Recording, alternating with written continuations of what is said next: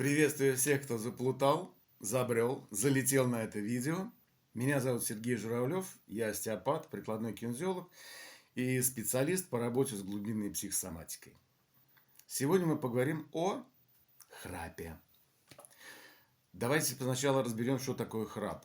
Все достаточно банально, просто. У нас есть небная занавеска, которая имеет свойство к ослаблению.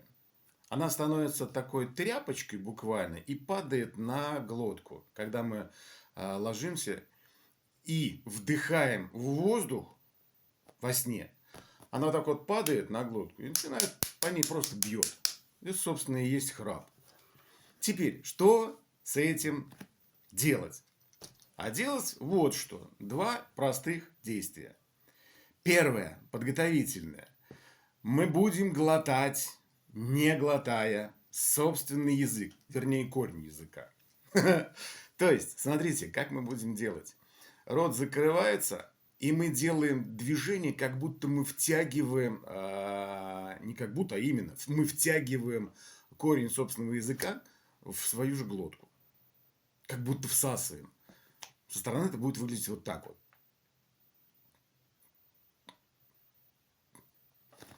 Вот, таких движений надо будет совершить как минимум 9, после чего переходим ко второй части нашего марлезонского балета. Во второй части мы будем произносить гласные звуки, не произнося их. Вот, в этом вся, собственно, фишка, не произнося. Я вам покажу на примере буквы И. Скажу, смотрите, вот буква И. Я это говорю легко, непринужденно. Но если я попытаюсь произнести букву И, не произнося ее,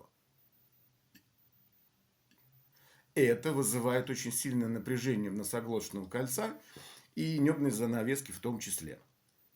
Мы ее таким образом будем тренировать. Вы можете произносить букву И, и еще лучше И, О, У, И, любая гласная подойдет.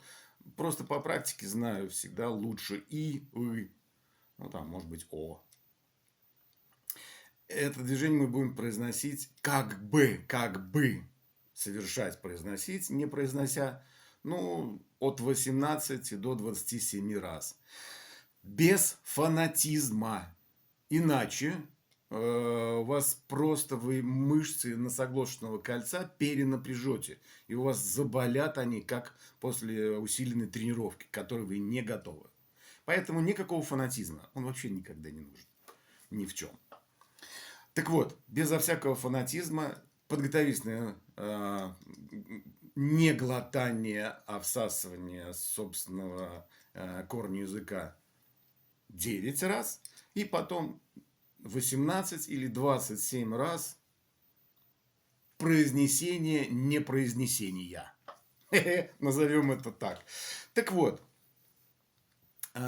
если кто-то думает, что это поможет уже через неделю, вряд ли. Смею вас разочаровать. Для того, чтобы появился стойкий эффект, делаем эти упражнения на протяжении минимум 3 месяцев. Не филонить. И тогда вы получите то, что хотели получить.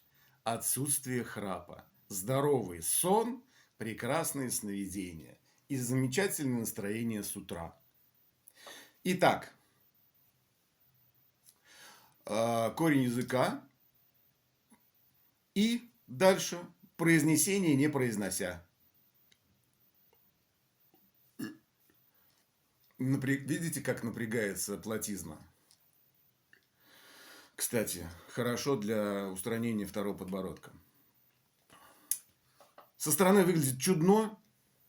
Ну и ладно, не делайте на людях. Делайте, сидя в туалете. Кому как удобно, в общем. Можете это делать перед сном, хотя перед сном не особо ладно. Короче, делайте, через 3 месяца мне пишите в комментариях и радуйте себя, меня и всех остальных. А теперь до новых встреч.